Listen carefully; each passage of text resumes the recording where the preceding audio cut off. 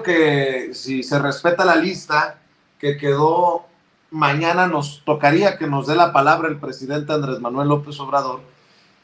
Y como estuvimos presentes en la mayoría de las audiencias en el juicio contra Genaro García Luna, y porque tal vez, solo tal vez lo que se dijo en el juicio contra Genaro García Luna es más de lo que tenía en el radar el presidente Andrés Manuel López Obrador, yo quiero plantear, ¿y ahora qué va a pasar?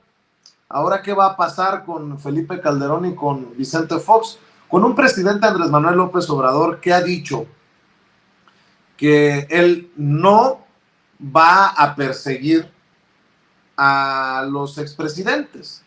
De hecho, él siempre dijo que estaba en contra del juicio a expresidentes. Yo no quiero que necesariamente el presidente promueva un juicio a expresidentes. Estoy hablando de investigación a expresidentes por lo que ha salido en el juicio contra Genaro García Luna. Cuando Pablo Gómez admite que solamente han encontrado una cuenta de García Luna en México con 21,000 pesos, cuando tenemos una larga lista de personajes, incluso de esos que marcharon, como Santiago Krill, solo por mencionar un ejemplo, que fue secretario de Gobernación con Fox y que tampoco se enteró, tampoco vio, tampoco supo de lo que ocurría ahí en sus narices con un Genaro García Luna que se empoderaba en la AFI en tiempos de Fox y después como secretario de Seguridad Pública con Felipe Calderón. ¿Por qué no cerramos con una reflexión de cada uno de qué debería de ocurrir en nuestro país ahora que se ha declarado culpable a Genaro García Luna en Estados Unidos? Los escucho. Inicio contigo, Kurt. Bueno, muchas gracias, Vicente. Y justamente en la mesa del lunes pasado estamos justo esperando de que iba a ser el veredicto. Y como bien dijimos, pues iba a ser culpable y sí lo fue, ¿no? Entonces ahora, como bien dices, nos toca pues hacer una reflexión profunda acerca de eso. Acerca del hecho de que el secretario de Seguridad Pública de México durante 6 años, y antes de eso, ¿no? De la AFI, 5 años bajo Vicente Fox, fue hallado culpable de coludir con el cártel de Sinaloa, uno de los cárteles más fuertes e imponentes del mundo, ¿no? Esto no es poca cosa, realmente es un parteaguas, ¿no? Además de todo lo que salió en este juicio. Hay muchas cosas que no salieron, que hubiéramos querido que salieran, pero aún así, ¿no? Las revelaciones de cómo el aeropuerto de la Ciudad de México, ¿no? Fue usado para cargas y descargas de droga, ¿no? Como miembros del cártel, pues incluso tenían uniformes, ¿no? Del AFI, ¿no? Como usaban los policías federales ahí en todas esas tareas, ¿no? Lo de los pagos al periódico Universal, los pagos mensuales, ¿no? Que atestiguaron, ¿no? Pues lo que dijo Beitia, ¿no? Que Calderón dijo directamente a Ney González de que la línea era el cártel de Sinaloa. Todo eso, a manera de decir que eso no puede parar aquí. Eso no se puede detener aquí, nada más con la condena de García Luna en el extranjero, ¿no? Yo creo que lo que pasó en Nueva York la semana pasada despertó algo que ya existía, que es una enorme sed de justicia, ¿no? En el pueblo mexicano, ¿no? Me atrevo a decir, ¿no? De extranjero nacionalizado, ya llevo más de 20 años aquí, me atrevo a decir que hay, de mi experiencia, una enorme sed de justicia, ¿no? En el país, ¿no? Que no se va a conformar con nada más de dejar el pasado y, ¿no? Y nada más vamos a mirar hacia adelante. Es decir, está bien mirar hacia adelante, pero no se puede mirar hacia adelante sin rendir cuentas con este sangriento y trágico pasado, ¿no? Con pues hasta 200,000 personas muertos, un tipo de genocidio contra la gente más pobre, más marginalizada de México, orquestado desde las más altas esferas del poder en México, en abierta colusión con el cártel de Sinaloa y usando gobernadores estatales con todo de repartir dinero, de comprar justicia y todo lo que la izquierda denunció en su momento durante años y fue ignorada, ¿no? Entonces, para mí, la reflexión va por ahí, que esto no puede terminar aquí, ¿no? Es decir, México es otro ahora después de esta condena y esto tiene que seguir adelante. Ahora, me han preguntado, ¿es posible que Calderón sea enjuiciado en Nueva York? Sí, es posible, aunque veo que establecería un precedente problemático de enjuiciar a un expresidente de México por corrupto que sea en Estados Unidos, ¿no? Porque si aplican eso contra Calderón, podrían aplicar esto contra otros expresidentes de América Latina a su antojo, ¿no? Ojo, ¿no? Es una situación difícil, ¿no? Si enjuician a Calderón allá, establece el precedente que Estados Unidos es el señor que puede decidir sobre, ¿no? Presidentes de América Latina. Si enjuician a Calderón acá, pues vimos, ¿no? La semana pasada, liberan a Rosario Robles, ¿no? Descongelan las cuentas del esposo de García Luna, descongelan las cuentas de Palomino. Es decir, es difícil vislumbrar un escenario en que Calderón reciba su castigo merecido con el sistema podrido judicial que existe aquí. Es difícil, pero tampoco se puede hacer outsourcing a los gringos, porque los gringos no son buenos amigos. Los gringos no tienen amigos, tienen intereses. Lo digo de algo de conocimiento al respecto, ¿no? Entonces, desconfío mucho de, pues, usar el sistema gringo para suplir las carencias del sistema de acá, ¿no? Una de las urgentes tareas de la 4T tiene que ser una profunda reforma judicial, si no en ese sexenio, en el que sigue. Precisamente porque, como estamos viendo ahora, la embestida desde la prensa estadounidense, Estados Unidos aplica justicia a su manera, interesada, ¿no? Por sus intereses, ¿no? Y eso es una tarea que México tiene que asumir aquí, dentro de sus fronteras. Pero repito, eso es algo que no puede parar aquí. Hay una enorme sed de justicia y creo que lo que más encabrona a todos, perdón por la palabra, es ver a esta gente campantemente en el Zócalo. Ayer, muchos de ellos coludidos con esos gobiernos que recibieron mucha lana de esos gobiernos, ahí campante, ¿no? Como si lo de García Luna jamás hubiera pasado, intentando arrancar los carteles con la cara de García Luna o ahí, es decir, porque no, la marcha no tiene nada que ver con eso. Sí, tienen todo que ver con eso, porque ustedes permitieron eso. El INE permitió eso, el IFE en su momento. Todos ustedes permitieron y participaron en eso y hay que rendir cuentas también por eso para que jamás puedan mover ahí campantemente el Zócalo como si nada hubiera pasado. Bien dicho, Kurt. Mi querido José Alfredo, también escucho tus reflexiones. Otra posibilidad es una comisión de la verdad para que se conozca a fondo lo que tal vez no se dijo, por ejemplo, ¿no? En el juicio contra Genaro García Luna en Nueva York. Pues sí, mira, estamos otra vez ante un fenómeno inédito en donde de un lado y otro, en Estados Unidos y acá, empiezan los cuestionamientos. Ya ha habido senadores o una senadora que cuestiona ya a la DEA y le dice, oye, a ver, pues explícanos en qué momento pasó esto de que tú eras aliado de que resultó ser pues un protector, ¿no? De la delincuencia organizada.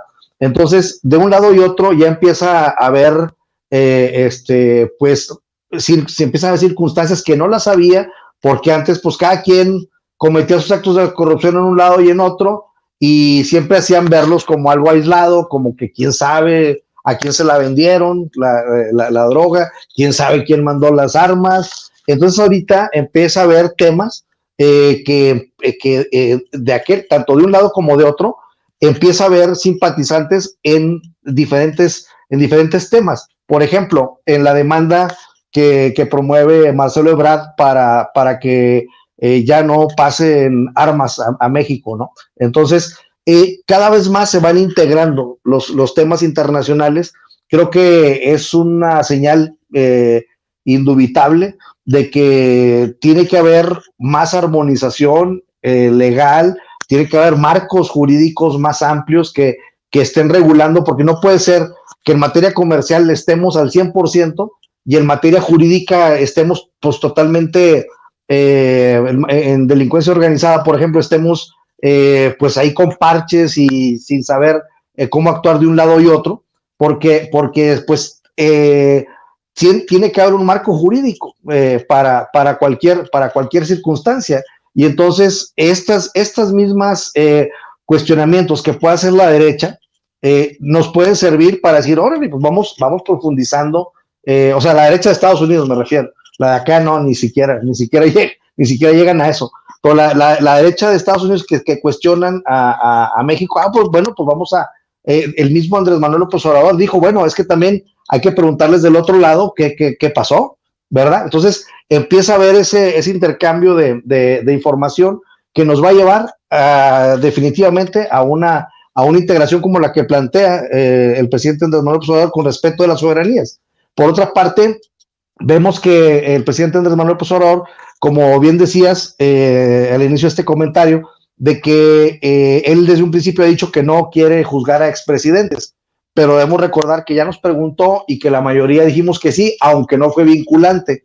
Después tenemos que tener en cuenta que es una circunstancia inédita, porque el mismo presidente Andrés Manuel López Obrador ha reconocido que con todo el conocimiento que tenía sobre como opositor del gobierno, pues se quedó cortito, no se imaginaba tanto, y él lo ha expresado de esa manera, que dijo, pues yo pensé que sí está corrupto, pero ya cuando entré, pues ya se dio cuenta de cosas que no estaba enterado. Y por otra parte, eso lo dijo desde el principio de su sexenio, precisamente para no entorpecer su gobierno, porque si se hubiera metido en este tipo de peleas o de buscar la justicia en estos temas, pues a lo mejor no hubiera tenido el éxito que está teniendo con su política pública, pero en este caso, pues ya faltan 1 año, 8 meses, es una circunstancia diferente al inicio, son circunstancias totalmente diferentes y siguiendo la idea de Kurt, creo que no se puede quedar así porque es una circunstancia totalmente nueva. Si Andrés Manuel López Obrador decidiera ir en contra de todos los mencionados en esto, contando a Calderón y a Fox, pues en este caso tendría toda la justificación porque es un hecho totalmente inédito y entonces pues bueno, tendríamos que estar a la expectativa de qué ocurre, pero definitivamente que yo creo que el pueblo de México exige justicia. Miguel Martín, Felipe Valencia, cerramos contigo.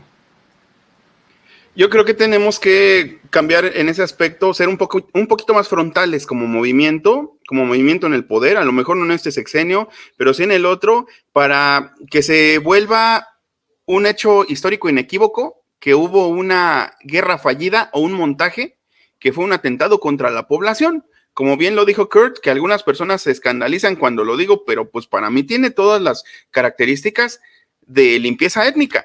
Porque pues los pobres fueron los más fregados en ese sentido, los que más murieron.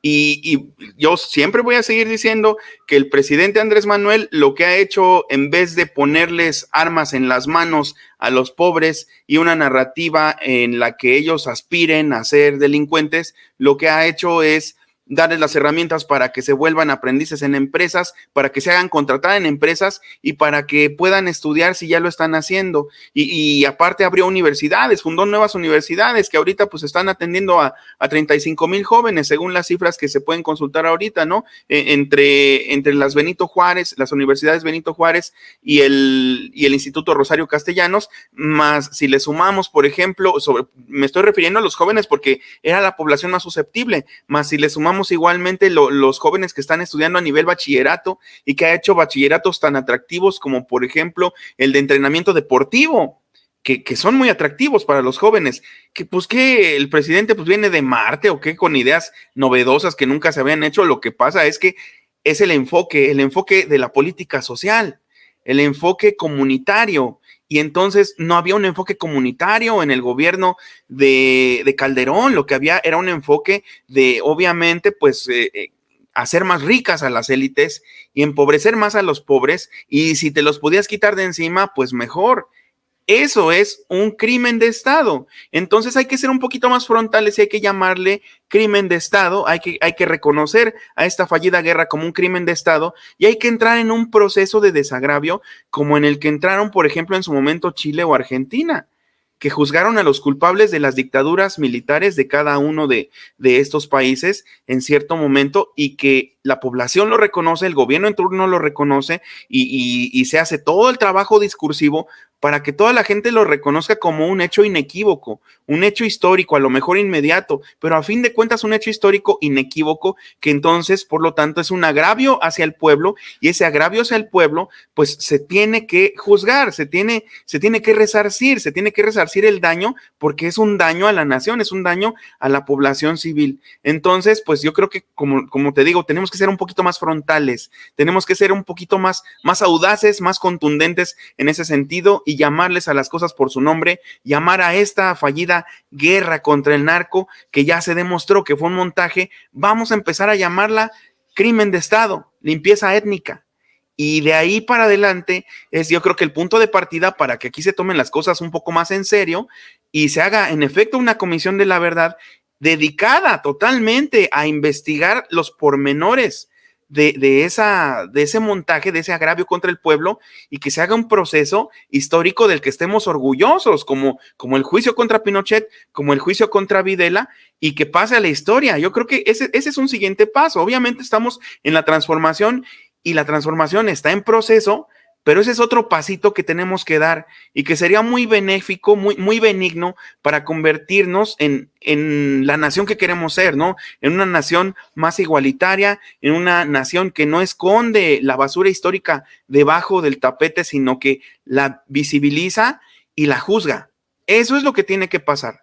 Pero pues les digo, a lo mejor no están las condiciones ahorita dadas, pero esa sería mi propuesta. Se tiene que dar yo creo que como periodista es válido, ¿no? Todos tendríamos que entrarle si somos requeridos para ese proceso, porque somos actores sociales que estamos contribuyendo de cierta manera desde nuestra trinchera a la transformación, al igual que las personas, que todas estas personas que están del otro lado, escuchándonos atentamente con muchísimo respeto, que es mutuo, por supuesto, que todos fuimos agraviados por ese atropello contra la nación, contra el pueblo. Bueno, pues entonces esa es mi propuesta, y yo creo que eso es lo que debe seguir para seguir marcando la pauta. Ya México está marcando la pauta, Andrés Manuel es un líder, vamos a convertirnos igualmente en una nación que pone la pauta, que es un faro para Latinoamérica, y pues vamos a resarcir ese daño que se le ha hecho a la nación, para que los culpables no salgan con la suya y no se queden nada más tuiteando desde abajo de su cama, aplaudiendo